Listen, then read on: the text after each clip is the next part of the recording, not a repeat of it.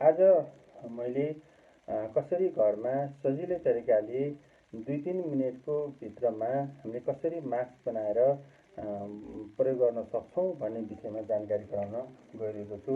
बजारमा अहिले कोभिड-19ले गर्दा सबैतिर देश लकडाउन भएको अवस्थामा कुनै चिजहरू बजारमा उपलब्ध नभएको अवस्थामा घरमा भएको आवश्यक चिजहरूबाट हामीले सजिलै तरिकाले मास्क बनाएर कोभिड-19 बाट आफू र अरूलाई बचाउन सक्छौँ भन्ने विषयमा मैले मास्क बनाएर देखाउन गइरहेको छु। सर्वप्रथम जाउँ यसलाई चाहिने आवश्यक सामग्रीबाट।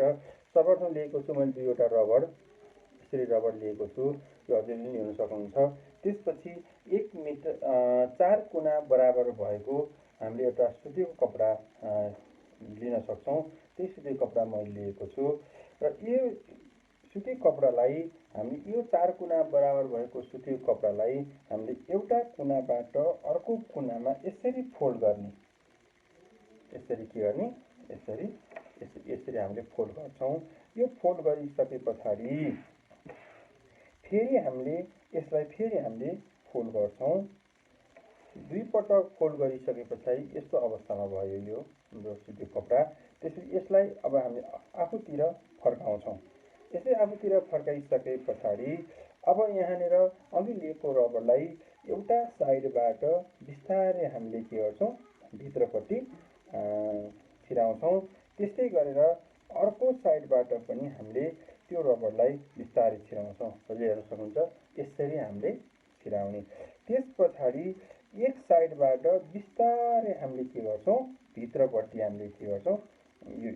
यसरी हामीले फोल्ड गर्छौँ भने अर्को पट्टिबाट पनि बिस्तारै हामीले के गर्छौँ? यसलाई फोल्ड गर्छौँ। यो बाहिरी भाग, यो भित्री भाग। त्यसपछि अलिकति रबरलाई हामीले फ्लेक्सिबल गराउँछौँ। यहाँ जान्नुपर्ने कुरा के छ भने एक साइडबाट आएको हाम्रो यो फोल्ड गरेको हाम्रो यो भागलाई अर्को पट्टिको भागमा भित्रपट्टि हामीले के गर्छौँ? भित्रपट्टि हामीले छिराउने गर्छौँ। यसरी छिराइसके पछाडि यो टाइट पनि हुने गर्छ र अलिकति हामीलाई प्रयोग गर्दा सजिलो। यसरी हामीले यसरी भित्र छिरिसकेपछि हेर्नुहोस् त कस्तो भयो? यो भित्री भाग, यो बाहिरी भाग। यसरी हामीले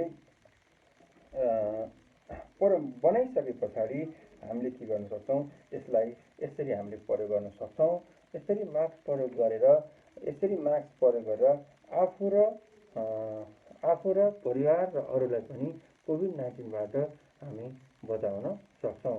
र यसरी 2-3 मिनेटमै हामीले घरमा भएको आवश्यक सामग्रीबाट 2-3 मिनेटमै यसरी घरमा भएको आवश्यक सामग्रीबाट मास्क बनाउन सकिने भएको हुनाले यसरी प्रयोग गर्दाखेरि हामी बजारमा उपलब्ध भएको अन्य सामग्रीहरू प्रयोग नगरिकन पनि हामी सही तरिकाले बनाउन सक्ने भएकाले हजुरले पनि यसरी प्रयोग गर्न सक्नुहुन्छ। धन्यवाद।